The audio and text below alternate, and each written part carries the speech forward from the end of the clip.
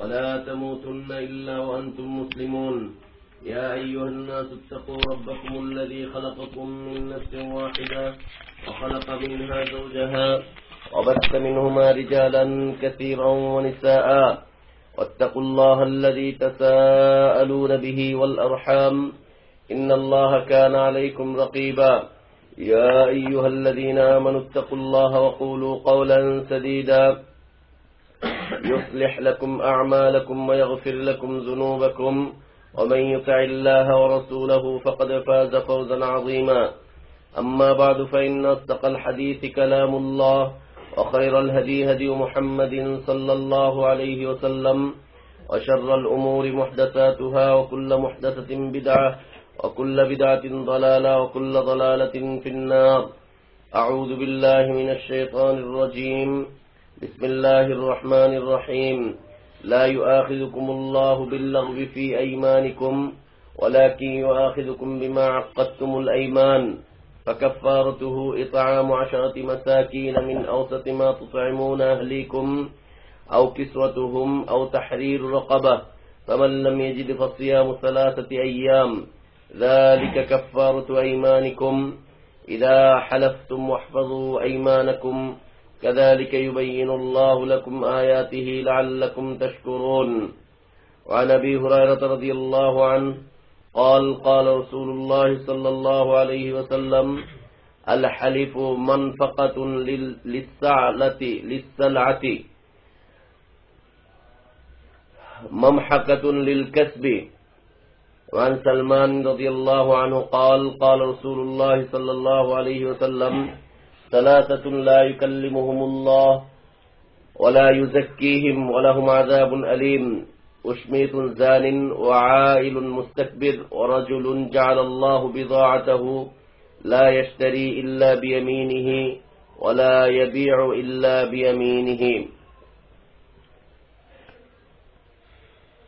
সমস্ত প্রশংসা একমাত্র কেবলমাত্র শুধুমাত্র আল্লাহ রাব্বুল আলামিনের জন্য, যিনি আমাদেরকে মুসলিম করে সৃষ্টি করেছেন, যিনি আমাদেরকে বিশুদ্ধ হেদায়েতের পথে হেদায়েত দান করেছেন, যিনি আমাদের জন্য উত্তম হালাল রিজকে নির্দিষ্ট করেছেন, যিনি আমাদেরকে সকল প্রকার হারাম থেকে বেঁচে থাকার জন্য আহ্বান জানিয়েছেন, আদেশ করেছেন, সেই আল্লাহরই প্রশংসা আদায় করছি যে আল্লাহ রাব্বুল আলামিন দিনের শুরুতে ফজরের পরে সকালের এই শুরুর দিকেই আল্লাহ তাআলা আমাদেরকে তার দ্বীনকে জানা এবং বোঝার জন্য তালিমি মজলিসে একত্রিত হওয়ার তৌফিক দান করেছেন। আলহামদুলিল্লাহ। অসংখ্য অগণিত সালাত ও সালাম আমাদের প্রিয় নবী, প্রিয় রাসূল, প্রিয় ইমাম, প্রিয় আদর্শ ব্যক্তিত্ব, একমাত্র আদর্শ কেন্দ্রীয় ব্যক্তিত্ব মুহাম্মদুর রাসূলুল্লাহ সাল্লাল্লাহু আলাইহি ওয়াসাল্লামের প্রতি আল্লাহ সুবহানাহু ওয়া তাআলা যাকে কল্যাণের আধার করে বিশ্ব মানবতার জন্য মুক্তির দূত করে পাঠিয়েছিলেন, যার আদর্শের বাস্তবায়ন করা প্রত্যেকটা মানুষের জন্য ফরজ করে দেওয়া হয়েছে, যার আদর্শের বাস্তবায়নই প্রকৃত হেদায়েত, যার আদর্শের বাস্তবায়নের মধ্যেই রয়েছে মানবতার ইহকালীন কল্যাণ, মানবতার পরকালীন মুক্তি, সেই রাসূলের প্রতি সালাতু সালাম। আল্লাহুম্মা সাল্লি আলা মুহাম্মদ ওয়া আলা আলি মুহাম্মদ কামা সাল্লাইতা আলা ইব্রাহিম ওয়া আলা আলি ইব্রাহিম ইন্নাকা হামিদুম মাজিদ। আল্লাহুম্মা বারিক আলা মুহাম্মদ وعلى آل محمد كما باركت على إبراهيم وعلى آل إبراهيم إنك حميد مجيد. আলহামদুলিল্লাহ, আমাদের দার্সগুলো চলছিল একটা ধারাবাহিকতায় যে এমন কিছু কাজ, এমন কিছু কথা, এমন কিছু বক্তব্য, এমন কিছু বিশ্বাস, এমন কিছু কর্মকাণ্ড যার মাধ্যমে উম্মতের থেকে আল্লাহ তাওহীদ বের হয়ে যায় অথবা তাওহীদ দুর্বল হয়ে পড়ে, ঈমান শূন্য হয়ে পড়ে অথবা ঈমান দুর্বল হয়ে যায়, দ্বীন শূন্য হয়ে পড়ে অথবা তার থেকে দ্বীন বের হয়ে যায়, এমন কিছু বিষয়বস্তু নিয়ে আমাদের দার্সগুলো চলছিল। তেমনই একটি বিষয় আজকের আলোচনা, আজকের বিষয়বস্তু, সেটা হচ্ছে যে বেশি বেশি শপথ করা, কসম করা, অতিরিক্ত কসম করা, এর বিধানটা কি, এর বিষয়টা কি? আল্লাহু আকবার।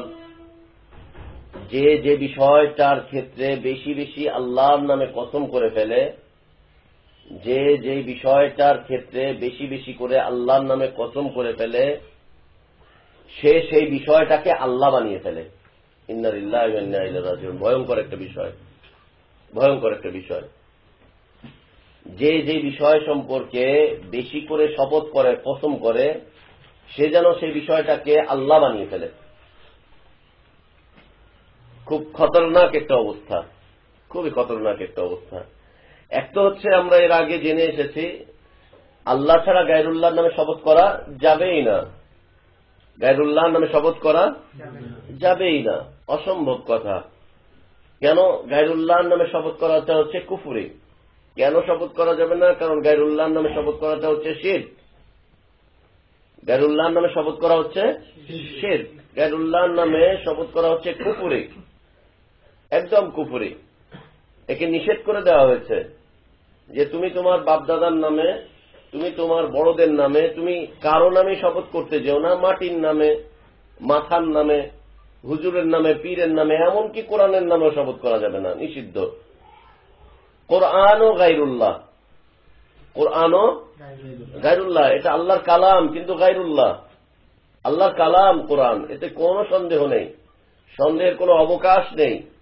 নিঃসন্দেহে এটা আল্লাহর কালাম কিন্তু গায়রুল্লাহ। এটা আল্লাহ না, এটা আল্লাহ না। এই জন্য কোরআনের নামেও শপথ করা যাবে না। বাইতুল্লাহ কিন্তু সেটা গায়রুল্লাহ, সেটা আল্লাহ নয়। এই জন্য বাইতুল্লাহর নামেও শপথ করা যাবে না, মসজিদের নামেও শপথ করা যাবে না। সাহাবীদের এটা বিশ্বাস ছিল, কিছু সাহাবীরা এটা পছন্দ করতেন যে একটা মানুষ গায়রুল্লাহর নামে কসম করার চাইতে মিথ্যা কথা বলা অনেক ভালো তাদের কাছে। মিথ্যা কথা এটা কখনো সাগীরা হবে, কখনো কাবীরা গুনাহ হবে, এর জন্য একটু শাস্তি হয়ে যেতে পারে। কিন্তু গায়রুল্লাহর নামে শপথ করার কারণে একটা মানুষ জাহান্নামে চলে যাবে, সে কাফের হয়ে যাবে অথবা মুশরিক হয়ে যাবে। এই বিষয়টা তো ভিন্ন। গায়রুল্লাহর নামে শপথ করছে না, আল্লাহর নামে শপথের বিষয়বস্তু আজকে। আল্লাহর নামে শপথ করার পরেও একটা মানুষের ঈমান দুর্বল হয়ে যেতে পারে। আল্লাহর নামে শপথ করার পরেও একটা মানুষ বেদিন হয়ে যেতে পারে। আল্লাহর নামে শপথ করার পরেও একটা মানুষ তাওহীদ শূন্য হয়ে যেতে পারে। তার অন্তরে তাওহীদের ক্ষেত্রে দুর্বলতা চলে আসতে পারে, সে দুর্বল হয়ে যেতে পারে তাওহীদের ক্ষেত্রে, আল্লাহর নামে শপথ করার পরেও, আল্লাহর নামে শপথ করার পরেও।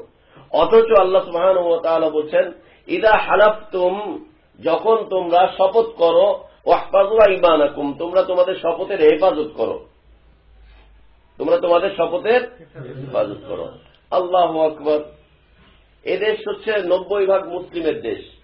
এদেশে অনেকগুলো কোর্ট রয়েছে, প্রত্যেকটা বিভাগওয়ারি কোর্ট রয়েছে, আবার জেলা জেলা ভিত্তিক কোর্ট রয়েছে। সেখানে দাঁড়িয়ে কত সুন্দর করে শপথ করছে, যাহা বলিব সত্য বলিব, কোন সত্যকে অসত্যে পরিণত করিব না, কোন সত্যকে গোপন করিব না, এই না ওই না সেই না, শপথ করছে। কার নামে শপথ করছে? এটা গায়রুল্লাহ তো উল্লেখ করছে না, গায়রুল্লাহ তো উল্লেখ করছে না। করছে নাকি যে গায়রুল্লাহর নামে শপথ করছে? না, তা করছে না। গায়রুল্লাহর নাম উল্লেখ করছে না, কিন্তু গায়রুল্লাহর সামনে দাঁড়িয়ে করছে। একজনকে সামনে বসিয়ে রেখেছে, উনি ওনার সামনে দাঁড়িয়ে দাঁড়িয়ে পড়ছে। হ্যাঁ,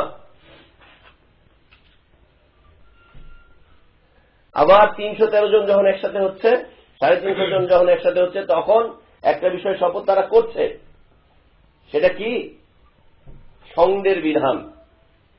সং চিনেন? সং, সং কাকে বলে? ছোটবেলায় আমরা বলতাম, যা বেটা সং করিস না। সং করিস না মানে নাটক করিস না, ভাব ধরিস না। এই যে রাস্তায় রাস্তায় উদ্ভ্রান্তের মতো, পাগলদের মতো যারা ঘুরে ঘুরে বেড়ায়, এদের কি বলে? সং। সং সং ধরতে বেড়ায়, মানে ও একটা আকৃতি ধারণ করেছে, একটা ভাব ধরছে পাগল হওয়ার, ও আসলে পাগল না। এই সঙ্গের একটা বিধানের উপরে হাত রেখে কি করছে? আসলেও তাই না, আসলেও তাই। কেউ কেউ কোরআনকে বলছে কোরআন নাকি সংবিধান। মিথ্যে কথা। কোরআন কে বলেছে সংবিধান? মাথা পরিষ্কার করেন, কোরআন সংবিধান না। আলেম ওলামারাও বলছে কোরআন হচ্ছে সংবিধান না। সন্ধি বিচ্ছেদ করেন। সংবিধানের অর্থ বের করে আনেন, সন্ধি বিচ্ছেদ করেন। কোরআন সংবিধান না, কোরআন আল্লাহর পক্ষ থেকে আসা, আল্লাহর পক্ষ থেকে আসা মানুষের জন্য জীবন জীবিকা নির্বাহের জন্য আল্লাহর পক্ষ থেকে আসা হুকুম, হুকুমের বর্ণনা। আল্লাহর পক্ষ থেকে আসা হুকুম, হুকুমের বর্ণনা, হুকুমের বর্ণনা। আল্লাহর পক্ষ থেকে আসা মানুষের জীবনকে পরিচালনা করার জন্য হুকুম, হুকুমের বর্ণনা কোরআন, বিস্তারিত বর্ণনা হচ্ছে কোরআন। যে তুমি তোমার জীবনটাকে কিভাবে পরিচালনা করবে, এটা হচ্ছে কোরআন আল্লাহর পক্ষ থেকে আসা কি হুকুম, হুকুমের বর্ণনা। কোরআন সংবিধান না, মিথ্যে কথা, এটা মিথ্যে কথা। কোরআন দ্বিতীয়ত কি? কোরআন দ্বিতীয়ত হচ্ছে হেদায়েতে বাশারিয়া, মানুষের জীবন চলার জন্য এটা একটা দিক নির্দেশিকা, মানুষের জীবন পরিচালনা করার জন্য এটা একটা দিক নির্দেশিকা। প্রত্যেকটা পদে পদে, প্রত্যেকটা মোড়ে মোড়ে কোরআন আপনাকে দিক নির্দেশনা দিয়ে যাচ্ছে। এইখানে যেও না ওখানে যাও, ওখানে যেও না এখান দিয়ে যাও, ডানে যেও না বামে যাও, বামে যেও না ডানে যাও, সোজা যাও পিছনে যাও। কোরআন বারবার আপনাকে বলছে দিক নির্দেশিকা। আর আল্লাহর পক্ষ থেকে আসা হুকুম, হুকুমের বিস্তারিত বর্ণনা, মানুষের জীবনটাকে পরিচালনা করার জন্য। সংবিধান জিনিসটা কি? সংবিধান মানুষ রচনা করে, সংবিধান মানুষ রচনা করে। কোরআনকে যখন সংবিধান বলবেন আর মানুষ যখন সংবিধান রচনা করছে, আল্লাহর সাথে সামঞ্জস্য চলে আসতেছে। যদি কোরআন সংবিধান হয়ে থাকে তাহলে মানুষ সংবিধান রচনা করতে কি অক্ষম হয়ে যাবে? সংবিধান রচনা করতে মানুষ অক্ষম হয়ে যাবে না। আল্লাহর চ্যালেঞ্জও রয়েছে। যদি কোরআন সংবিধান হয়ে থাকে তাহলে আল্লাহ চ্যালেঞ্জ করেছেন, নিয়ে আসো এই কোরআনের মতো একটা কোরআন, এই কোরআনের 10টা সূরার মতো সূরা, এমনকি একটা সূরা নিয়ে আসো না। পারবে না সারা পৃথিবীর সবাই মিলে। যদি এটা সংবিধান হয়ে থাকে তাহলে সারা পৃথিবীর সবগুলো দেশে সংবিধান আছে, চ্যালেঞ্জ তো কবুল করে নিয়েছে, চ্যালেঞ্জ তো হয়ে গিয়েছে। তাহলে বুঝতে পারছেন? সংবিধান না, কোরআন সংবিধান, সংবিধান মানুষ রচনা করে। আর আল্লাহ তাআলা আমাদের জন্য যে জীবন পরিচালনা করার জন্য যে হুকুম বিধান দিয়ে দিয়েছেন, সে বিধান হচ্ছে কোরআন। কোরআন হচ্ছে সে বিধানের বর্ণনা, বিস্তারিত বর্ণনা, বিস্তারিত বর্ণনা। এই সংবিধান নয়। ক্লিয়ার? মাথা ক্লিয়ার থাকবে? কোরআন সংবিধান না, এটা কোনদিন সংবিধান নয়। এটা আল্লাহর পক্ষ থেকে আসা কালাম, আল্লাহর পক্ষ থেকে আসা হুকুম। কোরআনে মানুষের জীবন জীবিকা বা আহকামাত অথবা মুহকাম আয়াত কতগুলো কে বলতে পারবে? দূর, টোটাল আয়াত ৬০০০-এর বেশি। বোকা, টোটাল আয়াত হচ্ছে ৬০০০-এর বেশি। মুহকাম আয়াত যার মধ্যে হুকুম বর্ণনা করেছেন আল্লাহ সুবহানাহু ওয়া তাআলা, তার কতগুলো? ৫০০। কয়টা? ৫০০। এর মধ্যে হুকুম। জেনা করেছে হুকুম কি? মদ পান করেছে হুকুম কি? মানুষকে হত্যা করেছে বোমা মেরে, হুকুমটা কি? মুমিনকে হত্যা করে দিয়েছে জিহাদের নামে, হুকুমটা কি? বিচার হবে না এগুলো? অবশ্যই বিচার হবে। ইসলাম বিদ্বেষী কাজ করছো, হুকুমটা কি? দ্বীনের মধ্যে তাহরিফ করছো, তাবদীল করছো, হুকুমটা কি? বিচার হবে না এগুলো? ১০০ বার বিচার হবে। কেন হবে না? অবশ্যই বিচার হবে এগুলো। বিদআত করছো, হুকুমটা কি? রমাদান চলে এসেছে, হুকুমটা কি? নির্দিষ্ট সময় হয়েছে ৫ ওয়াক্ত, হুকুমটা কি? মুহকাম আয়াত হচ্ছে ৫০০। আমরা পুরো কোরআন যদি অধ্যয়ন করি, এই পুরো কোরআনে আমরা ৭টি বিষয় জানতে পারবো। কয়টা?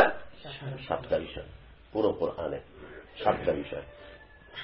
ওটা সামনে আসবে আমাদের তাফসীরের সময়। ৭টা বিষয়ের উপরে দেখবেন। তখন আমরা একটা আয়াত পড়ব, একটা আয়াত থেকে কমপক্ষে 7টা শিক্ষা নেব। একটা আয়াত থেকে, একটা আয়াত থেকে 7টা শিক্ষা, 7টা শিক্ষা আসবে। একটা আয়াতের শিক্ষা 7টা। এই আয়াতের তাফসীরই চলবে 7টা শিক্ষার উপরে, একটা আয়াত থেকে। কি? ১ নম্বর বিষয়বস্তু হচ্ছে তাওহীদ। তাওহীদ এক নম্বর বিষয়, কোরআনে যত আয়াত এসেছে প্রত্যেকটা আয়াতে আল্লাহ তাওহীদের বর্ণনা রয়েছে। প্রত্যেকটা আয়াতে আল্লাহ তাওহীদের বর্ণনা রয়েছে। এই যে এতদিন যাবত আমরা তাওহীদ নিয়ে পড়াশোনা করছি, প্রত্যেকটা আয়াত আল্লাহ তাওহীদের বর্ণনা করছেন। 2 নম্বর হচ্ছে নবুয়ত। 3 নম্বর হচ্ছে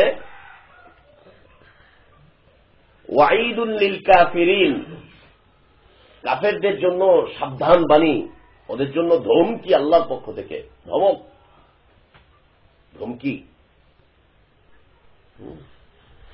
4 নম্বর হচ্ছে মুমিনদের জন্য ওয়াদা। আল্লাহ তাআলা ওয়াদা করেছেন না মুমিনদের জন্য, সুবহানাল্লাহ, মুমিনদের জন্য ওয়াদা। এই দুইটার মধ্যেই চলে এসেছে জান্নাত এবং জাহান্নাম। মুমিনদের জন্য ওয়াদা হচ্ছে জান্নাতের, বিশাল জান্নাত, বিশাল জান্নাত। আর আল্লাহ বলছেন সারিউ, দৌড়াও না একটু জান্নাতের দিকে, দৌড়াও না জান্নাতের দিকে। আর আমরা দৌড়াই কোথায়? ইউনিভার্সিটির দিকে। দৌড়াই কোথায়? মিলাদের দিকে। দৌড়াই কোথায়? ব্যাংকের দিকে, সুদের দিকে। দৌড়াই কোথায়? নির্বাচনের দিকে। দৌড়াই কোথায়? ভিক্ষার দিকে। আর আল্লাহ বলছেন যে সারিউ, দৌড়াও না ইলা মাগফিরাতিন মির রাব্বিকুম, তোমার রবের মাগফিরাতের দিকে। রবের মাগফিরাতটা কি? ওয়া জান্নাতিন, এটা জান্নাত। জান্নাতটা কেমন? আরদুহা কাআরদিস সামাই ওয়াল আরদ, এই সারা পৃথিবী এবং আকাশের চাইতেও বড়। ওয়াইদাত লিল মুমিনিন, এটা হচ্ছে মুমিনদের জন্য আল্লাহর পক্ষ থেকে দেওয়া ওয়াদা। আরদুহা কাআরদিস সামাই ওয়াল আরদ, সুবহানাল্লাহ। 7 আকাশ এবং 7 জমিনের চাইতেও যার প্রশস্ততা অনেক বেশি, ছোট্ট একটা জান্নাতে। দৌড়াও তোমরা সেই দিকে, সেই দিকে দৌড়ে যাও। সকালবেলা উঠে ডায়াবেটিস রোগীরা দৌড়ায় কোন দিকে? স্টেডিয়ামের দিকে। দৌড়ান মাঝে মাঝে, সমস্যা নেই। মেয়েরা কোথায় দৌড়াচ্ছে সকালবেলায় উঠে? আল্লাহ, বাচ্চাকে স্কুলে দিয়ে আসতে হবে, বাচ্চার চাইতে বেশি সাজে হচ্ছে তার মা, তার চাইতে বেশি সাজে হচ্ছে তার মা। সে যে গুজে একই অবস্থা। আর মেয়েদের কলেজ আর ইউনিভার্সিটির সামনে গেলে দেখা যাচ্ছে দৌড়াচ্ছে কোথায়? পার্কে গেলে আবার দেখবেন দৌড়াচ্ছে কোথায়? ইন্না লিল্লাহি ওয়া ইন্না ইলাইহি রাজিউন। মাদকাসক্তর দিকে তাকাবেন, তাকায় দেখবেন যে দৌড়াচ্ছে কোথায়? আল্লাহু আকবার। গাট্টিওয়ালাদের দিকে তাকাবেন, দৌড়াচ্ছে কোথায়? ছাড়ো সব ভঙ্গি, চলো এবার, দৌড়াচ্ছে। আল্লাহু আকবার। তো কাফেরদের জন্য আল্লাহর পক্ষ থেকে আসা ভয়াবহ শাস্তির কথা। 4 নম্বর হচ্ছে মুমিনদের জন্য আল্লাহর পক্ষ থেকে আসা ওয়াদা, ওয়াদা। 5 নম্বর হচ্ছে আহকামুশ শারঈয়্যা, শারঈ বিধিবিধান, শারঈ বিধিবিধান, আল্লাহর পক্ষ থেকে আসা শারঈ বিধিবিধান। সেই কোরআন হচ্ছে আল্লাহর পক্ষ থেকে আসা শারঈ বিধিবিধান, শরীয়তের বিধানাবলী, বিধানাবলীর বর্ণনা, বিস্তারিত বর্ণনা, বিস্তারিত বর্ণনা, বিধানাবলীর বিস্তারিত বর্ণনা। 6 নম্বর হচ্ছে কসস। কসস, কসস মানে হচ্ছে কাহিনী। কসস মানে হচ্ছে কাহিনী। এই কাহিনী কোন কাহিনী? সত্য কাহিনী, সত্য কাহিনী। সত্য কাহিনী না বলে আমরা ঘটনা বলি বলতে পারি। সত্য ঘটনা বলি, যা যা ঘটেছিল সত্য সত্য ঘটনা বলি, কাহিনী না বলে। কাহিনীর চাইতে ঘটনা বলি আরো সুন্দর হবে। কাহিনী দিয়ে যেহেতু দেখা যাচ্ছে অসংখ্য হচ্ছে কি প্রেম কাহিনী, তারপরে আরো কত কাহিনী, কত কিছু কাহিনী না। 6 নম্বর হচ্ছে কসস। 7 নম্বরটা কি? 7 নম্বর কি? আচ্ছা, শয়তান ভুলিয়ে দিয়েছে, বাকি থাকলো 7 নম্বরটা। কেমন কি কি বলেছি? 1 নম্বর তাওহীদ, 2 নম্বর নবুয়ত, 3 নম্বর কাফেরদের জন্য শাস্তির বর্ণনা, 4 নম্বর মুমিনদের ওয়াদা, 5 নম্বর শারঈ বিধিবিধান, আহকামুশ শারঈয়্যা, 6 নম্বর কিসাস না কসস, কসস, 6 নম্বর কসস। হ্যাঁ, কোরআনের জ্ঞান। হ্যাঁ, এগুলো যে আমরা কোরআন পড়লে যে বিষয়টা জানতে পারবো, কোরআন পড়লে আমরা যে বিষয়টার জ্ঞান অর্জন করতে পারবো, এ হচ্ছে 6টা, আরেকটা বাকি থাকলো। হ্যাঁ, পরে মনে করা দিবেন, পরে মনে করা দিলে ইনশাল্লাহ বলে দিব না। একটা বিষয় বাকি রয়ে গেল, কি সেটা মনে আসতে, যাই হোক শয়তান ভুলিয়ে দিয়েছে। এই 6টা, হ্যাঁ, আরেকটা 7টা বাকি থাকবে। তো প্রত্যেকটা আয়াতে আল্লাহ সুবহানাহু ওয়া তাআলা আমরা আপনারা এর থেকে একটা না একটা বিষয়বস্তু চলে আসবে। এদেশের আলেমুল আমাদের জন্য উচিত মানুষের কাছে যখন কোরআনের তাফসীর করবে তখন যেন এই বিষয়গুলোকে সামনে রাখে, এই বিষয়গুলোকে যেন সামনে রাখে। কোরআনে যেই আয়াতই পড়বো আল্লাহ তাওহীদের বর্ণনা আছে, কিন্তু কি আসতেছে ওখানে, কি আসতেছে ওখানে। তো প্রত্যেকে আসলে কথা শরঈ বিধিবিধান, শরঈ বিধান আল্লাহর পক্ষ থেকে আসা মানুষের জীবন চলার জন্য হুকুম আহকাম, তার বর্ণনা এসছে কোথায়? কুরআনুল কারীমে। আর মানুষ গিয়ে শপথ করছে কোথায়?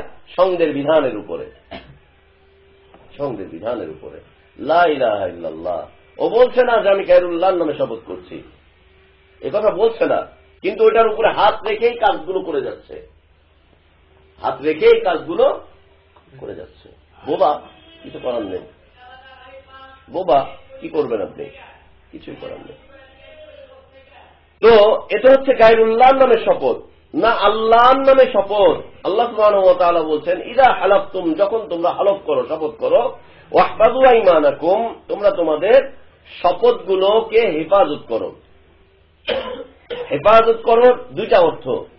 একটা হচ্ছে যে তোমরা তার বাস্তবায়ন করো, হেফাজত করো মানে বাস্তবায়ন করো। যেমন হাফিজু আলাস সালাওয়াত, তোমরা সালাতের হেফাজত করো। তার মানে কিভাবে হেফাজত করবেন? সালাতটাকে ঢেকে রেখে দিবেন, টাইজ করা মসজিদের ভিতরে ঢুকিয়ে রেখে দিবেন, বাস সালাত তুমি মসজিদের ভিতরেই থাকো, মসজিদ এখন তালা মারা আর চলবে না।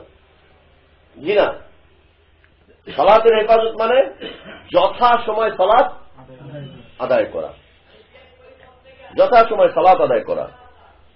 আর হেফাজতের দ্বিতীয় অর্থ হচ্ছে এর যে বিষয়বস্তু যেইভাবে পিউরিটি আছে, অরিজিনালিটি আছে, এর অরিজিনালিটিকে ধরে রাখা।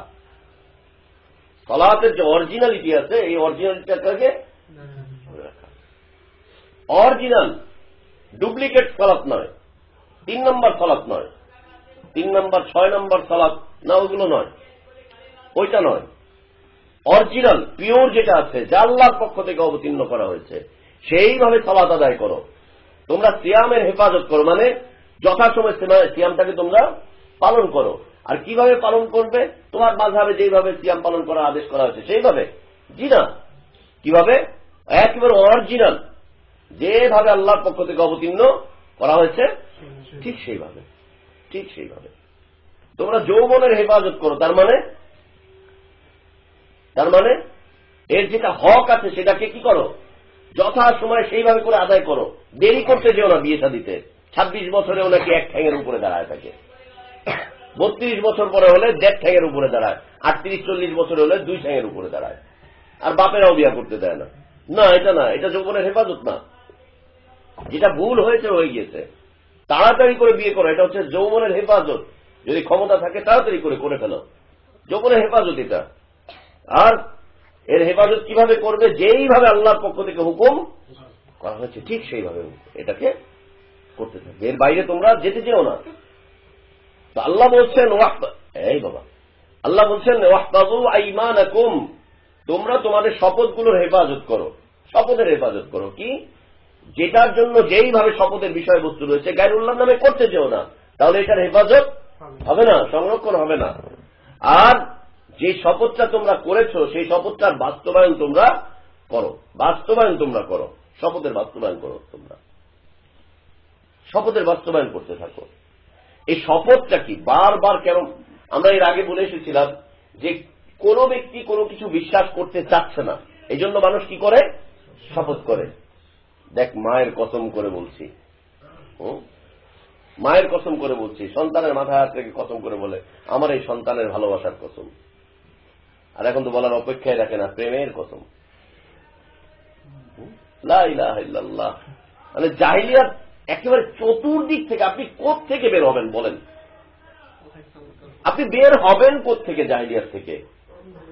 এমন ভাবে ঘিরে ধরেছে, মসজিদের ভিতরে জাহেলিয়াত, মাদ্রাসার ভিতরে জাহেলিয়াত, লেখাপড়ার ভিতরে জাহেলিয়াত, সাধারণ মানুষের জাহেলিয়াত, নেতাদের ভিতরে জাহেলিয়াত, হুজুরের ভিতরে জাহেলিয়াত। যাবে কোথায় মানুষ? খতিব সাহেব খুতবা দেয়, জাহিলিয়াতের খুতবা। তাফসিরের ভিতরে জাহিলিয়াত ভরা।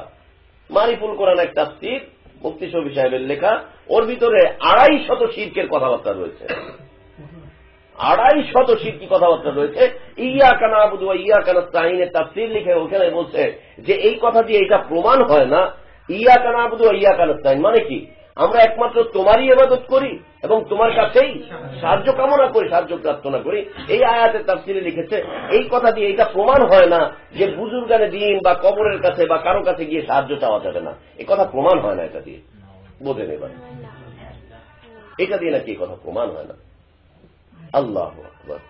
সূরা হুজুরাত, সূরা আহজাবের একটা আয়াত, রাসূল সাল্লাল্লাহু আলাইহি ওয়াসাল্লামের স্ত্রীদের ব্যাপারে একটা আয়াত, ওইখানে রাসূল সাল্লাল্লাহু আলাইহি ওয়াসাল্লাম হায়াতুন নবী এটা প্রমাণ করতে গিয়ে বলেছেন যে আল্লাহ রাসূল সাল্লাল্লাহু আলাইহি ওয়াসাল্লাম মৃত্যুবরণ করেননি, তার যদি কোনো প্রমাণ আপনারা দেখতে চান, তার সবচাইতে বড় প্রমাণ হচ্ছে উম্মাহাতুল মুমিনিনরা আমাদের জন্য হারাম ছিল। কেন হারাম? বলছে জীবিত স্বামী যতক্ষণ পর্যন্ত তার স্ত্রীকে তালাক না দিবে ততক্ষণ পর্যন্ত তার স্ত্রীকে অন্য কেউ গ্রহণ করতে পারবে না। তো রাসূল সাল্লাল্লাহু আলাইহি ওয়াসাল্লাম তার কোন স্ত্রীকে কোনদিন তালাক দেননি, এজন্য কোন সাহাবী তাদের স্ত্রীদেরকে গ্রহণ করতে পারেননি। দ্বিতীয়ত, জীবিত স্বামী যতক্ষণ থাকবে ততক্ষণ পর্যন্ত কেউ গ্রহণ করতে পারবে না। রাসূল সাল্লাল্লাহু আলাইহি ওয়াসাল্লাম যদি মরেই যেতেন তাহলে সাহাবীরা তাদের স্ত্রীদেরকে হালাল করে নিত। উনি মরেননি, জিন্দা, এই জন্য উনি জীবিত, এই জন্য তার স্ত্রীদেরকে কেউ গ্রহণ করেননি। হারাম এটা। আস্তাগফিরুল্লাহ ওয়া আতুবু ইলাইহি। যাবেন কোথায়? জাহিলিয়াত থেকে মুক্ত হবেন কোথায়? তাফসীরের ভিতরে জাহিলিয়াত, তাফসীরের মধ্যে জাহিলিয়াত। ইন্না লিল্লাহি ওয়া ইন্না ইলাইহি রাজিউন। অথচ উম্মুল মুমিনিনরা কেন হারাম? তার কারণ হচ্ছে তারা আমাদের মা, মুমিনদের মা। তারা মা কোনদিন তার সন্তানের কাছে বৈধ হতে পারে না, এই জন্য হারাম। উনি ওইখানে ওনার বক্তব্য তুলে ধরেছেন। এইরকম 250 জায়গায় তারা জাহিলিয়াতকে ছড়িয়েছেন, বড় বড় জাহিলিয়াতকে। সূরা ইখলাসের তাফসীর পড়েন, ওখানেও বিভ্রান্তি করেছে। সূরা ফাতিহার তাফসীর, ওখানে বিভ্রান্তি। লা ইলাহা ইল্লাল্লাহ। কেন? কোথায় যাবে? তো আল্লাহ তাআলা বলছেন তোমরা তোমাদের শপথের হেফাজত করো। না, এই গায়রুল্লাহর নামে শপথ না, আল্লাহর নামে শপথ করছে। কেন? যাতে করে মানুষ বিশ্বাস করে। আর রাসূল সাল্লাল্লাহু আলাইহি ওয়াসাল্লাম বলছেন যে মানুষের জন্য, মানুষের হকের মধ্যে এটা একটা হক, একজন বান্দা যখন আল্লাহর নামে শপথ করবে সেটা যেন মানুষ কি করে? বিশ্বাস করে নেয় যখন আল্লাহর নামে শপথ করবে। অথচ সবচাইতে অবহেলিত শপথ হচ্ছে এই দেশে এটা, আল্লাহর নামে শপথ করলে মানুষ বিশ্বাস করতে চায় না। আর আরবদের একটা ট্র্যাডিশন আছে, ওদের একটা অভ্যাস আছে, ওরা কথায় কসম বিল্লাহ করতেছে। ও মিথ্যা কথা বলে, কসম বিল্লাহ, ওয়াল্লাহি বিল্লাহি তাল্লাহি বলতেই থাকে।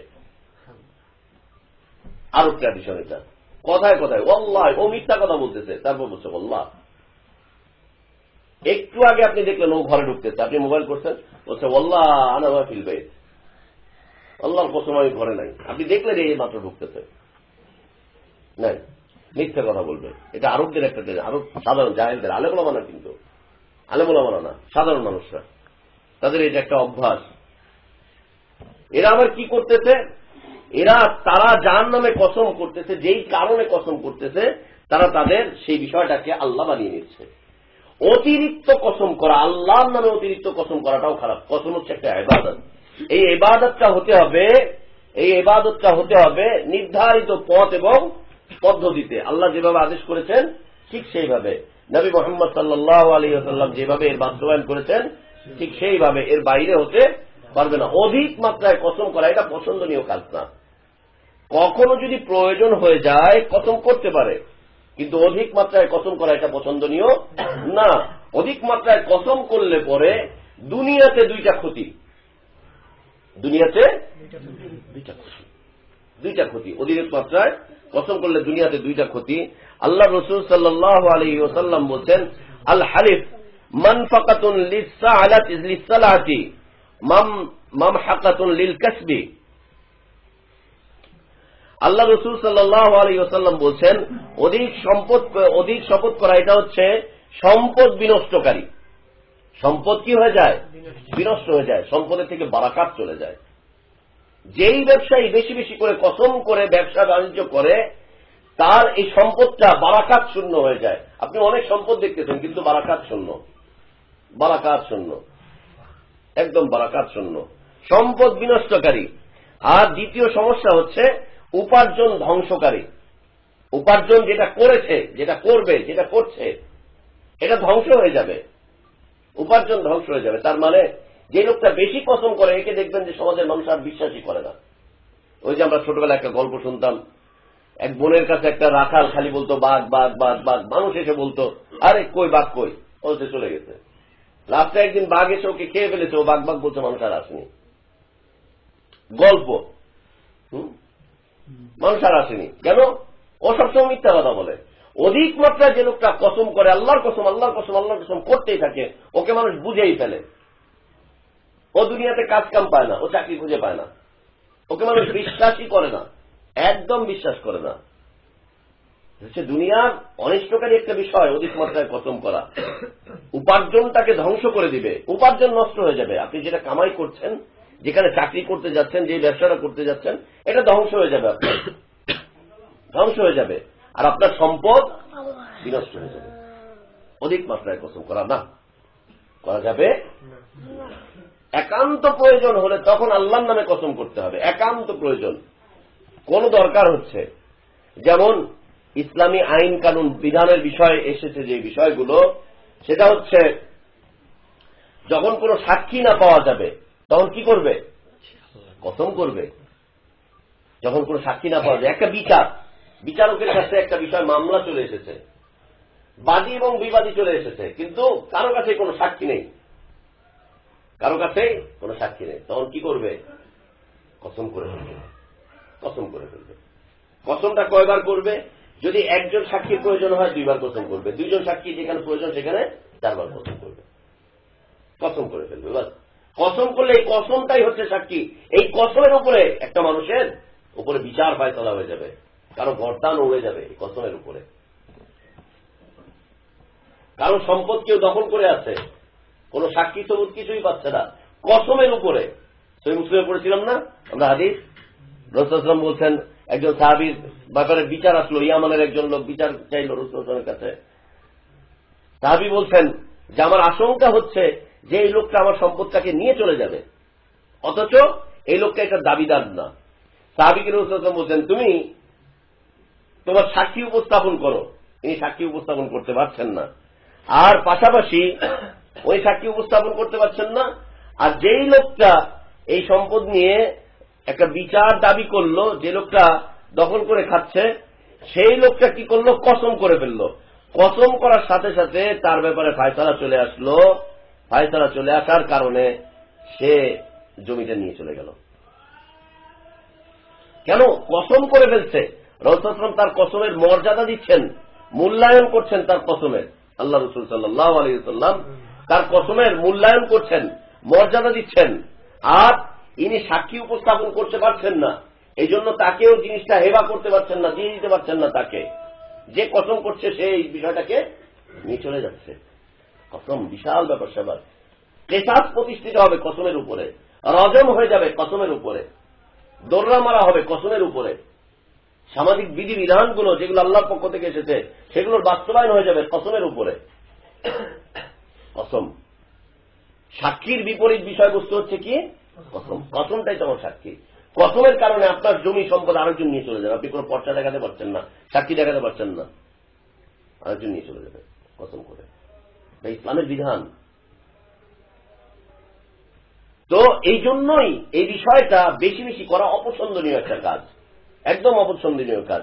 যে লোকটা বেশি বেশি করে কসম করবে, সে লোকটা কি করবে? তার সম্পদ নষ্ট করে ফেলবে, তার সম্পদ নষ্ট করে ফেলবে। যেমন ছাগলের গল্প আমরা শুনলাম, রাখালের গল্প, ওর সম্পদটা কি হলো? শেষ হয়ে গেল। ছাগলটাকে এসে খেয়েই ফেললো, ওকেও খেয়ে ফেললো, সম্পদ নষ্ট হয়ে গিয়েছে। এটা একটা গল্প। কিন্তু উপার্জন ধ্বংসকারী, ও যে কামাই করে প্রতিদিন প্রতিদিন যে কামাই করে, এটাও ধ্বংসকারী। আল্লাহর কসম আজকে কোনো লাভ হয় না, আজকে কোনো লাভ নেই। ও প্রত্যেক দিনই এই কথা বলে, আজকে কোনো লাভ হয় নাই। মানুষ চিনে ফেলতে আল্লাহর নামে কসম করে মিথ্যা কথা বলে, ওর কাছে আর কেউ যায় না, ওর কাছে আর কেউ যায় না। উপার্জন কি হয়ে যাবে? ধ্বংস হয়ে যাবে, নষ্ট হয়ে যাবে উপার্জন।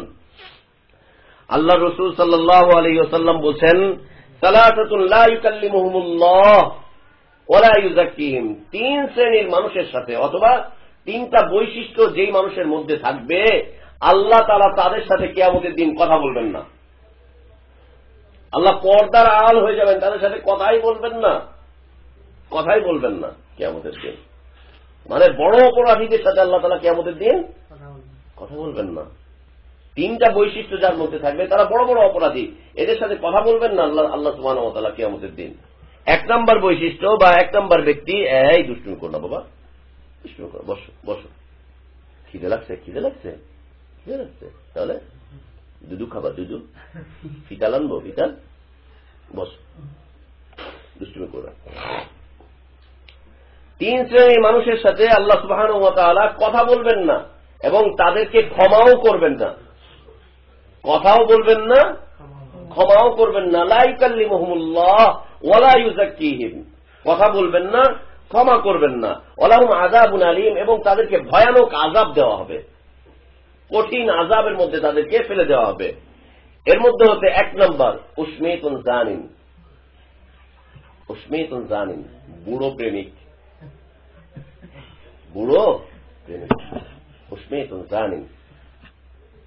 বয়স্ক জেনাকারী, দাড়ি পেকে গিয়েছে, জেনা করছে, বয়স হয়ে গিয়েছে, 40 পার হয়ে গেছে, ও জেনা করছে। তাহলে বয়স্ক জেনাকারী এটা হচ্ছে খুব খারাপ, কিন্তু কম বয়সে যুবক জেনাকারীরা খুব ভালো। রাস্তার পাশে যে সমস্ত এতিমরা থাকে খুব ভালো, এরা সমস্যা নেই নাকি? আল্লাহু আকবার। এদের ব্যাপারে আরো কথাবার্তা এসেছে। যুবক বয়সের ইবাদত যেমন আল্লাহর কাছে পছন্দনীয়, যুবক বয়সের পাপটাও আল্লাহর কাছে ঘৃণিত, নিকৃষ্ট, নিকৃষ্ট। আল্লাহু আকবার। কিয়ামতের দিন চারটা প্রশ্নের একটা প্রশ্ন, তোমাকে আমি যৌবন দিয়েছিলাম, এই যৌবনকে তুমি কোথায় ব্যবহার করেছো? কাজে লাগিয়েছিলে কোথায়? কোথায় গিয়েছিলে এই যৌবনটাকে নিয়ে? কই গিয়েছিল? কোথায় গিয়েছিলে? আল্লাহু আকবার। তো উসমিতুন জানিন, বৃদ্ধ জেনাকারী, বৃদ্ধ জেনাকারী, বয়স হয়ে গিয়েছে, এরপরেও কি করে? জেনা করে। জেনা শুধুমাত্র লজ্জাস্থান দিয়েই জেনা হয় নাকি? চোখের জেনা হয় না? বুড়ো মানুষের বেশিরভাগ জেনা হচ্ছে চোখের আর অন্তরের। বুড়ো মানুষের বেশিরভাগ জেনা চোখের আর অন্তরের। ও যৌবন নেই, কিন্তু ও চোখের আর অন্তরের জেনা করে, চোখ দিয়ে আর অন্তরের জেনা করছে। আর এদের চোখ আর অন্তরের জেনা আগে রাস্তার মধ্যে ছিল, এখন ঘরের ভিতরে চলে এসছে, টেলিভিশনে রাতে বসে বসে ডিশ দেখে, উল্টো পাল্টা দেখে, এই করে ওই করে সেই করে। উসমিতুন জানিন, বৃদ্ধ জেনাকারী, বৃদ্ধ জেনাকারী, একে আল্লাহ তাআলা ক্ষমা করবেন না এবং এর সাথে আল্লাহ তাআলা কথা বলবেন না, এবং আল্লাহ তাআলা তাকে কি করবেন? কঠিন শাস্তি দিবেন, কঠিন শাস্তি দিবেন। আল্লাহু আকবার। অনেকগুলো হাদিস রয়েছে বুড়ো মানুষের অপরাধগুলো সম্পর্কে। আল্লাহ তাআলা আমাদেরকে সেই অবস্থা থেকে হেফাজত করেন, আল্লাহুম্মা আমিন। 2 নম্বর ওয়াইলুল মুস্তাকবির, অহংকারী ফকির, অহংকারী দরিদ্র, অহংকারী দরিদ্র। আপনি এক আটানা এখন ভিক্ষা দেন কাউকে, আপনার মুখের মধ্যে ছুঁড়ে মারবে। আটানা ভিক্ষা দিলে মুখের মধ্যে ছুঁড়ে মারবে। শাহবাগ মোড়ে বেশ কিছুদিন আগে এক ল্যাংড়া ফকির, ওরে 2 টাকা দিছি, গাড়িতে ছিলাম, মেহরাবের গাড়িতে শাহবাগ দিয়ে যাচ্ছি, ওরে 2 টাকা দিছি। খেয়েছি একখান যে মারল না, চেহারা বাঁকা করে, 2 টাকা দিচ্ছেন, এ দিয়ে কিচ্ছু হয় নাকি? তার মানে আমি একটা গাড়িতে আছি, 25 লাখ টাকা দামের গাড়িতে, ওখান থেকে 2 টাকা, এটা হয় নাকি? অন্তত শখানিক তো হবে, নাহলে 50 টাকা তো হবে। এক খেচি মারল, ওই খেচি দেখে আমার অবস্থা খারাপ। ওয়াইলুন মুস্তাকবির, অহংকারী দরিদ্র, অহংকারী ফকির, অহংকারী মিসকিন। তুমি মিসকিন, তোমার আবার অহংকার কিসের? তুমি দরিদ্র, তোমার আবার অহংকার কিসের? এই দরিদ্র এই মিসকিনের ভিতরে পৃথিবীর সব মানুষ পড়ে গিয়েছে। আমরা অনেক বড় লোক, তাই এদেশের প্রধানমন্ত্রী পেয়েছেন, ওরা অনেক বড় লোক, তা তো অবশ্যই, এটা তো অবশ্যই প্রধানমন্ত্রী পেয়েছেন অনেক বড় লোক, অথবা এদেশে বড় বড় শিল্পপতিরা যারা আছেন, রাষ্ট্রীয় ডোনার যারা আছেন, তারা অবশ্যই বড় লোক, তাই না? আল্লাহু আকবার। ইয়া আইয়ুহান নাস আনতুমুল ফুকারা ইলাল্লাহ, মানুষ তোমরা সবাই আল্লাহর কাছে ফকির, তোমরা সবাই দরিদ্র। আইলুন মুস্তাকবির, আপনি কিসের বড়াই করছেন? আজকে আল্লাহ সুবহানাহু ওয়া তাআলা যদি আপনার শরীর থেকে ক্ষমতাটাকে কেড়ে নেন, কালকে থেকে আপনি পঙ্গু, আপনি তো দরিদ্র, ক্ষমতার ক্ষেত্রে আপনি দরিদ্র, আপনি কিসের অহংকার করছেন? আপনি ক্ষমতায় গিয়েছেন এই জন্য অহংকার করবেন? জি না, আজকে আপনার অনেক সম্পদ আছে কিন্তু আপনি দরিদ্র। আল্লাহ যদি আপনার এই সম্পদটাকে বিনষ্ট করে দেন, কালকে আপনি রাস্তায় ভিখারি হয়ে ঘুরবেন। আপনার অহংকারটা কিসের? কেন অহংকার করছেন? আপনার আজকে জ্ঞান আছে, আগামীকালকে যদি আল্লাহ তাআলা আপনার ব্রেনটাকে নষ্ট করে দেন, পাগল হয়ে যান, রাস্তায় রাস্তায় কাপড় চোপড় খুলে ঘুরবেন, আপনার কিসের অহংকার? কিসের অহংকার? লা ইলাহা ইল্লাল্লাহ। দারিদ্র অহংকারী, আর পৃথিবীর প্রত্যেকটা মানুষই কি দরিদ্র। এই জন্য অহংকারকে আল্লাহ তাআলা হারাম করে দিয়েছেন। লা তামশি ফিল আরদি মারহা, তোমরা এই জমিনের উপরে অহংকার করে দাম্ভিকতার সাথে তোমরা চলতে যাও না। কেন? তোমরা হচ্ছে দরিদ্র। তুমি প্রেসিডেন্ট হতে পারো কিন্তু তুমি দরিদ্র, তুমি বিশ্বের সেরা ধনী হতে পারো কিন্তু তুমি দরিদ্র। তোমাকে যে কোনো সময় তোমার সবকিছুকে কেড়ে নেওয়া হবে, কেড়ে নেওয়ার সাথে সাথে তুমি পথের মধ্যে বসবে, পথে বসে থাকবে। অতএব তুমি অহংকার কেন করছো? অহংকারকারীর সাথে, এই দরিদ্র অহংকারীর সাথে আল্লাহ তাআলা কিয়ামতের দিন কথা বলবেন না এবং তাদেরকে পরিশুদ্ধ করবেন না, কঠিন আযাব আল্লাহ তাআলা তাদেরকে দিবেন। বুঝতে পেরেছেন দরিদ্র কাকে বলে? আপনি খালি রাস্তার ফকিরকে বলবেন এই বেটা দরিদ্র, অহংকার করে কেন? তাহলে আপনার একটু পয়সা আছে, আপনি অহংকার করবেন, তাই না? ওরে দেখলেই বলবেন ধ্যাৎ, গন্ধ লাগে। মসজিদে যাবেন, রিক্সাওয়ালা একজন এসছে, গরিব একজন মানুষ এসছে, ফকির একজন এসছে, আপনার পাশে দাঁড়াচ্ছে, আর আপনি গন্ধে নাক ছিটকাচ্ছেন। পাশে এসে কে দাঁড়ালো? আর এক পাশে ফকির এর দেখে নাক ছটকায়, আর ওর ডান পাশে একজন সাহেব দাঁড়ানো, ওর মুখ থেকে বিড়ির ভড়ভড় গন্ধ আসতেছে, তারপর ওটা ভালো। বিড়ি খেয়ে ভড়ভড় করে গন্ধ আসতেছে, তারপর ওটা ভালো না। কে? সাহেব এসছেন, কোটটাই পড়া সাহেব, হুজুর জর্দা খেয়ে এসে দাঁড়িয়ে আছে, মাশাআল্লাহ কি গ্রান, সুগ্রান জর্দার, ওনারটা খুব ভালো। আস্তাগফিরুল্লাহ ওয়া আতুবু ইলাইহি। জি না, আপনি দরিদ্র বলতে খালি রাস্তার ফকিরটাকে আপনি চিনতে যেন না, আপনি নিজেও দরিদ্র। আপনি অহংকার করতে যেন না, অহংকার করলে আল্লাহ আপনার সাথে কথা বলবেন না, আপনাকে পরিশুদ্ধ করবেন না, আপনি নাজাত পাবেন না, মুক্তি পাবেন না। একই হাদিস অনেক দিক থেকে বুঝতে হবে।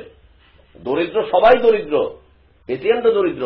অতএব তুমি অহংকার করতে যেও না। কিয়ামত যেদিন সংগঠিত হবে, আল্লাহ তাআলা জিজ্ঞেস করবেন আজকের এই রাজত্ব কার? কেউ তখন কথা বলতে পারবে না। আল্লাহ জিজ্ঞেস করবেন, ডাকবেন, এই অহংকারকারীরা তোমরা কোথায়? এই দাম্ভিককারীরা, দাম্ভিকতা সৃষ্টিকারীরা তোমরা কোথায়? এই অত্যাচারীরা তোমরা কোথায়? আল্লাহু আকবার। না মুখে হাত দেন। তো অহংকারী দরিদ্র, অহংকারী দরিদ্র। এই জন্য মানুষের জন্য কখনোই অহংকার শোভনীয় নয়, অহংকার শোভনীয় নয়। অহংকার কার জন্য শোভনীয়? আল্লাহর জন্য, আল্লাহ সুবহানাহু ওয়া তাআলার জন্য। তিনি অহংকার করবেন, তারই অহংকার সাজে। 3 নম্বর বিষয়, যেটা আমাদের আজকের দার্সের সাথে সম্পৃক্ত। 3 নম্বর বিষয়, অরজুলুন জাআলাল্লাহু বিদাআতাহু লা ইশতারি ইল্লা বিয়ামিনিহি ওয়া লা ইয়াবিউ ইল্লা বিয়ামিনিহি। খুব ভয়ানক কথা। অরজুলুন জাআলাল্লাহু বিদাআতাহু, সেই ব্যক্তি যে তার পণ্যটাকে আল্লাহ বানিয়ে নিয়েছে। পণ্যটাকে কি বানিয়েছে? আল্লাহ বানিয়েছে। এই যে মোবাইল, এটা একটা পণ্য, এই পণ্যটাকে যে আল্লাহ বানিয়ে নিয়েছে। চালের ব্যবসা করে, চালের বস্তাটাকে যে আল্লাহ বানিয়ে নিয়েছে। কারেন্সির ব্যবসা করছে, বিজনেস করছে, এই কারেন্সিটাকে যে আল্লাহ বানিয়ে নিয়েছে। কাপড়ের ব্যবসা করছে, এই কাপড়টাকে যে আল্লাহ বানিয়ে নিয়েছে। মদের ব্যবসা করছে, মদটাকে যে আল্লাহ বানিয়ে নিয়েছে। মাদক দ্রব্যের ব্যবসা করছে, ওটাকে যে আল্লাহ বানিয়ে নিয়েছে। মূর্তির ব্যবসা করছে, মূর্তিকে যে আল্লাহ বানিয়ে নিয়েছে। এমন একজন যুবক, এর সাথে আল্লাহ তাআলা কথা বলবেন না, ওকে আল্লাহ তাআলা মাফ করবেন না, ওকে কঠিন আযাব আল্লাহ তাআলা দিবেন। কে সে? যেই লোক তার পণ্যটাকে আল্লাহ বানিয়ে নিয়েছে, বাড়ি 6 তলা বাড়ি একটা করছেন, বাড়িটাকে আল্লাহ বানিয়ে নিয়েছেন। কেউ জিজ্ঞেস করলে চাঁদাবাজরা এসে বলতেছে, এই বলছে আল্লাহর কসম সব শেষ হয়ে গেছে, 70 হয়ে গেছে বাড়িটা করতে গিয়া। দেখেন না দাড়িগুলো সব সাদা হয়ে গেছে এই বাড়িটা করতে গিয়া। আল্লাহর বান্দা, তোমার দাড়ি যে বয়সে সাদা হওয়ার কথা ছিল সেই বয়সেই হয়েছে, তোমার দাড়ি সাদা সেই বয়সে হয়েছে। এই বাড়িটা করতে গিয়ে আমার হাট মাঠ সব কত ফুটা হয়েছে আর কত যে ব্লক হয়েছে। আল্লাহর বান্দা, তোমার ফুটার ব্লকটা নির্ধারিত ছিল এই সময়ই হবে। অরজুলুন জাআলাল্লাহু বিদাআতাহু, সেই লোক যে তার পণ্যটাকে কি বানিয়েছে? আল্লাহ বানিয়ে নিয়েছে। কিভাবে আল্লাহ বানালো? লা ইয়াশতারি ইল্লা বিয়ামিনিহি, সে কিছুই কিনে না, সে কিছুই কিনে না কসম করা ছাড়া।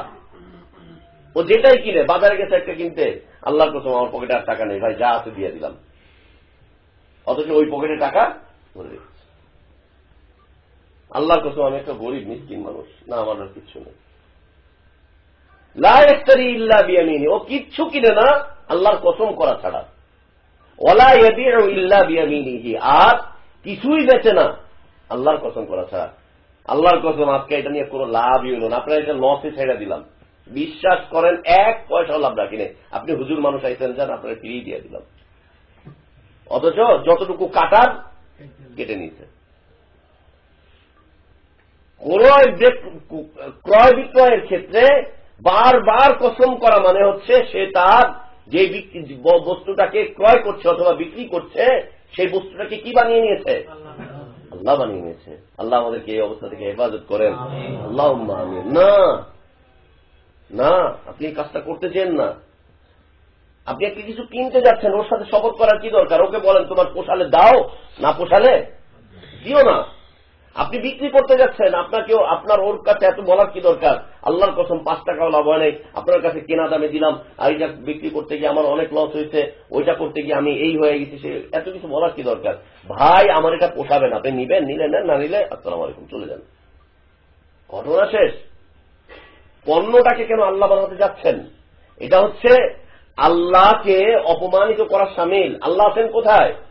আরশে আজিমে, 7 আকাশের উপরে আরশে আজিম আছেন। আর আপনি কথায় কথায় আল্লাহকে আপনার সত্য কথাতেও আনছেন, মিথ্যা কথাতেও আনছেন, আপনি কামাই করার ক্ষেত্রেও আনছেন, আপনি ব্যয় করার ক্ষেত্রেও আনছেন, সবগুলো ক্ষেত্রে কেন আপনি নিয়ে আসতেছেন? কেন আপনি নিয়ে আসতেছেন? না, এটা করতে যেন না। যারা এই কাজটা করবে কিয়ামতের দিন আল্লাহ তার সাথে কথা বলবেন না, এবং তাদেরকে ক্ষমা করবেন না, এবং তাদেরকে আল্লাহ তাআলা কি দিবেন? কঠিন আযাব দিবেন, কঠিন আযাব দিবেন। আল্লাহ রাসূল সাল্লাল্লাহু আলাইহি ওয়াসাল্লাম থেকে ইমরান বিন হুসাইন রাদিয়াল্লাহু আনহু বর্ণনা করছেন, খায়রু উম্মতি কারনি সুম্মাল্লাযীনা ইয়ালুনহুম সুম্মাল্লাযীনা ইয়ালুনহুম সুম্মাল্লাযীনা ইয়ালুনহুম। খায়রু উম্মতি কারনি, খুব প্রসিদ্ধ খুতবা, তাই না? সব হুজুরদের খায়রু উম্মতি কারনি সুম্মাল্লাযীনা ইয়ালুনহুম সুম্মাল্লাযীনা ইয়ালুনহুম সুম্মাল্লাযীনা ইয়ালুনহুম। এ বলছে যে আল্লাহ রাসূল সাল্লাল্লাহু আলাইহি ওয়াসাল্লাম বলছেন সর্বোত্তম যুগ হচ্ছে আমার যুগ, তারপরের যুগ, তারপরের যুগ। আর এরা নিয়ে আসছে তার আরো অনেক পরের যুগ। কোন যুগ? আব্দুল কাদের জিলানী যুগ। কোন যুগ? ইলিয়াস সাহেবের যুগ। কোন যুগ? দেওবন্দি যুগ। কোন যুগ? চরমনায়ের যুগ। আল্লাহু আকবার। আল্লাহ রাসূল সাল্লাল্লাহু আলাইহি ওয়াসাল্লাম বলছেন সবচেয়ে উত্তম যুগ হচ্ছে আমার যুগ, তারপরে হচ্ছে তারপরের যুগ, তারপরে হচ্ছে তারপরের যুগ। সাহাবী বলছেন যে আমার একথা মনে পড়ছে না যে রাসূল সাল্লাল্লাহু আলাইহি ওয়াসাল্লাম সুম্মাল্লাযীনা ইয়ালুনহুম এটাকে 3 বার বলেছেন না 4 বার বলেছেন। তো যেটাই হোক বিশুদ্ধ, যেটাই হোক বিশুদ্ধ। তো তারপর তিনি বলছেন যে আল্লাহ রাসূল সাল্লাল্লাহু আলাইহি ওয়াসাল্লাম বলছেন সুম্মা ইন্নাকুম বা'দা কওম, সুম্মা ইন্নাকুম বা'দা কওমা, এরপরে তোমাদের কাছে একটা জাতি আসবে, এরপর তোমাদের কাছে একটা জাতি আসবে। মানে আমার যুগ, সাহাবীর যুগ, তাবেঈনদের যুগ, আমার যুগ, সাহাবীর যুগ, তাবেঈনদের যুগ, অথবা তাবেঈনদের যুগ। যদি 4 বার হয়ে থাকে তাহলে কি হবে? তাবেঈনদের যুগ। এটা হচ্ছে উত্তম যুগ।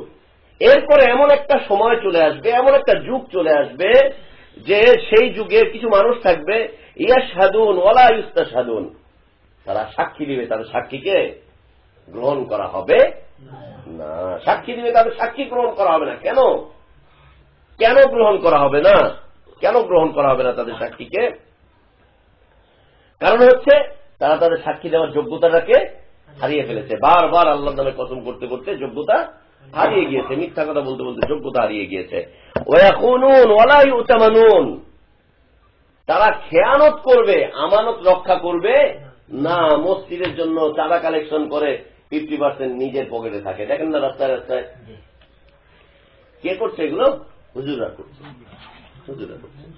শুধু ওই ক্ষেত্রেই নয়, আর অন্যান্য সাবজেক্ট অন্যান্য ক্ষেত্রগুলোতেই দেখেন, অন্যান্য জায়গাগুলোতেও দেখেন একই অবস্থা বিরাজ করছে, একই অবস্থা বিরাজ করছে।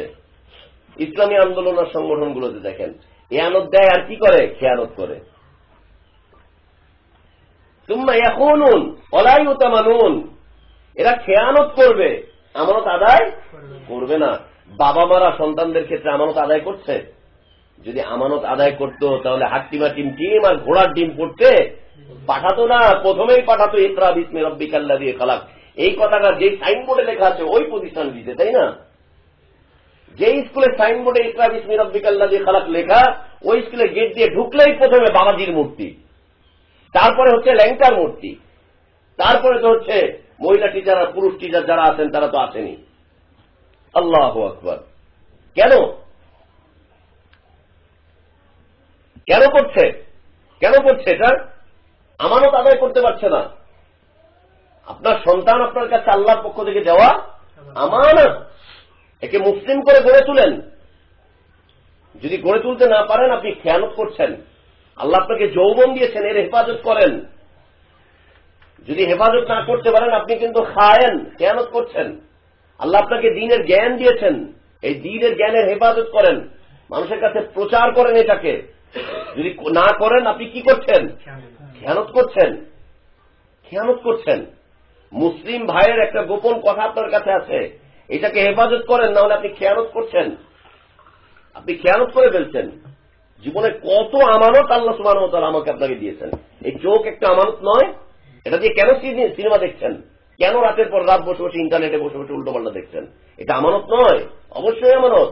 এটা সম্পর্কে জিজ্ঞাসা করা হবে না? সুম্মা লাতুসআলুন্না ইয়াওমাইযিন আনিন নাঈম, আল্লাহ যতগুলো নিয়ামত দিয়েছেন এই নিয়ামতগুলো সম্পর্কে অবশ্যই অবশ্যই তোমাদেরকে জিজ্ঞেস করা হবে। এই নিয়ামত দিয়েছেন, আমানত, এগুলো হাত একটা আমানত। কেন ঘুষ খাচ্ছেন? কেন সুদ লিখছেন? কেন MBA পড়ছেন? কেন এই হাত দিয়ে? কেন ল পড়ছেন এই হাত দিয়ে? কেন ল লিখছেন আপনি? এটা করছেন কেন? আল্লাহু আকবার। এই পা একটা আমানত। কেন পীরের দরকার দিকে যাচ্ছেন এই পা দিয়ে? কেন চিল্লায় যাচ্ছেন এই পা দিয়ে? এটা আমানত।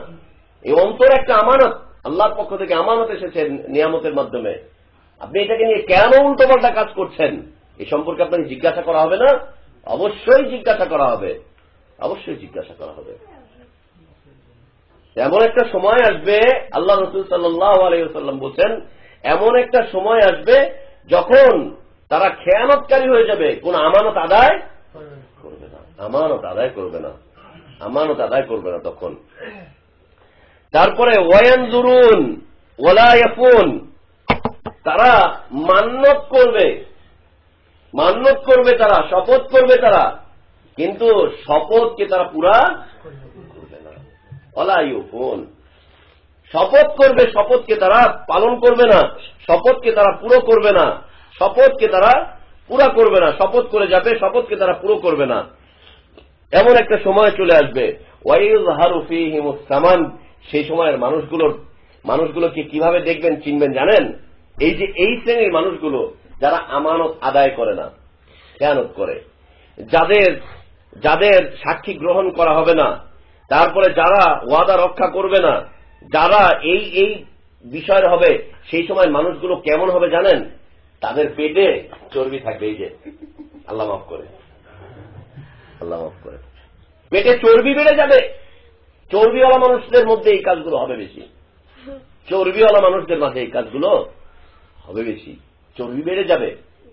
লা ইলাহা ইল্লাল্লাহ। আল্লাহ আমাদেরকে হেফাজত করেন। আজকে দেখে যাদের পেট আছে কমাতে থাকি ইনশাআল্লাহ। অনেক চেষ্টা করছি, কমছে না, আমি কি করবো ভাই। আর এখানে আলহামদুলিল্লাহ খেয়ানতের কিছু ঢুকে নাই, যা ঢুকছে পুরোটাই হালাল ঢুকছে আলহামদুলিল্লাহ, কিন্তু বেড়ে গেছে, আগেই বেড়ে গেছে, অনেক আগে বাড়ছে, এখন আর নতুন করে বাড়ছে না। তো ওয়ায়ুযহিরু ফীহিমুস সামান, এই সময় কি হবে? চর্বি দেখা দিবে, চর্বি দেখা দেবে মানুষের শরীরে, চর্বি দেখা দিবে। এই চর্বিওয়ালা মানুষরা কি করবে? আমানত আদায় করবে না, এরা বেশি বেশি করে মিথ্যা শপথ করবে, খেয়ানত করবে, এরা খেয়ানত করবে, এরা শপথ করবে কিন্তু শপথ পালন করবে না। আল্লাহ রাসূল সাল্লাল্লাহু আলাইহি ওয়াসাল্লাম থেকে বর্ণনা, তিনি বলছেন খায়রুন নাসি কারনি সুম্মাল্লাযীনা ইয়ালুনাহুম সুম্মাল্লাযীনা ইয়ালুনাহুম, আমার যুগ হচ্ছে সর্বোত্তম যুগ, তারপরের যুগ, তারপরের যুগ।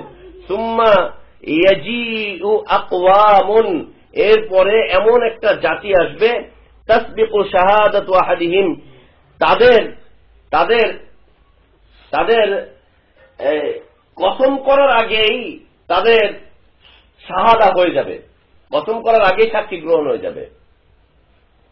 আপনি সাক্ষী দিচ্ছেন, সাক্ষী দেওয়ার ক্ষেত্রে আপনাকে কি করানো হয়? কসম করানো। আপনি সত্য বলেন যে আপনি মিথ্যা কথা বলবেন না, আল্লাহর নামে আপনি কসম করেন যে আপনি মিথ্যা কথা বলবেন না। এটা সৌদি আরবে কোর্ট কাছারিতে গেলে দেখা যায়। প্রথমেই যে ব্যক্তি সাক্ষ্য দিতে আসতেছে, এক হচ্ছে তার ব্যাপারে আগে থেকেই পরিচয় নিবে, তারপরে তাকে শপথ করাবে আল্লাহর কসম করে বলো তুমি কোনো মিথ্যা কথা বলবে না, তোমার কারণে যেন এই লোকটার উপরে কোনো বিপদ না আসে, আল্লাহর কসম করে বলো। তো আল্লাহ রাসূল সাল্লাল্লাহু আলাইহি ওয়াসাল্লাম বলছেন এরপর এমন একটা জাতি আসবে যাদের সাক্ষ্য কসমের আগেই গ্রহণ হয়ে যাবে, কসমের আগেই সাক্ষ্য গ্রহণ। বুঝতে পারেননি মনে হয়, বুঝেছেন না বুঝেননি? আপনি সাক্ষী দিতে গেছেন কোর্টে, সাক্ষী দেওয়ার সময় ইসলামের হুকুম হচ্ছে আপনাকে বলে দেওয়া যে ভাই আল্লাহর কসম করে বলেন আপনি মিথ্যা কথা বলবেন না, আপনি মিথ্যা কথা বলবেন না। আপনি এই কসম করার পরে আপনি সাক্ষী দেওয়া শুরু করবেন। রাসূল বলছেন যে একটা যুগ চলে আসবে যেই যুগে কসম পরে হয়ে যাবে, সাক্ষী আগে হয়ে যাবে। এই যে এখন যেমন সাক্ষী হাজির হাজির, আপনি দেখছেন, দেখছি, কি দেখছেন জানি না, কি দেখছি, সাক্ষী হাজির হাজির, দেখছেন আপনি? হ্যাঁ দেখছি, ব্যাস এতটুকুই হচ্ছে সাক্ষী। এরপরে কিন্তু আর কোনো কথাবার্তা নাই। আর সাক্ষীকে কি দিয়ে নিয়ে আসে? টাকা দিয়ে নিয়ে আসে, সাক্ষীকে টাকা দিয়ে নিয়ে আসে। আর আমার দেশে সমস্যা হচ্ছে যে অপরাধী যে আসামি ও পার পেয়ে যায়, সাক্ষী পার পায় না, সাক্ষীকে জেল খাটতে হয়, এমনও প্রমাণ আছে। অথচ সাক্ষীর অপরাধ কি? সে একটা অপরাধ দেখেছে, কোর্টে গিয়ে বলবে যে আমি এই অপরাধটা হতে দেখেছি, এই লোকটা অপরাধী, এই বলার কারণে এই লোকটাকে জেল খাটতে হচ্ছে। সাক্ষীর নামে ওয়ারেন্ট জারি হয়, সাক্ষীর নামে ওয়ারেন্ট জারি হয় না, সাক্ষীর নামে ওয়ারেন্ট জারি হয়। আসামিরা সব ছাড় পেয়ে যায়, সাক্ষী ছাড় পায় না, ওকে মাসে মাসে গিয়ে হাজিরা দিতে হয়। কত কাহিনী, এই জন্য কেউ সাক্ষী হতে চায় না। হবে কি করে? সঙ্গের বিধান দিয়ে সাক্ষী হয় কি করে? বিধান তো সঙ্গের, লা ইলাহা ইল্লাল্লাহ, জি না। তো রাসূল বলছেন যে এরপর এমন একটা সময় চলে আসবে সাক্ষ্য গ্রহণ করা হয়ে যাবে কসমের আগেই, কসমের আগেই সাক্ষ্য গ্রহণ হয়ে যাবে।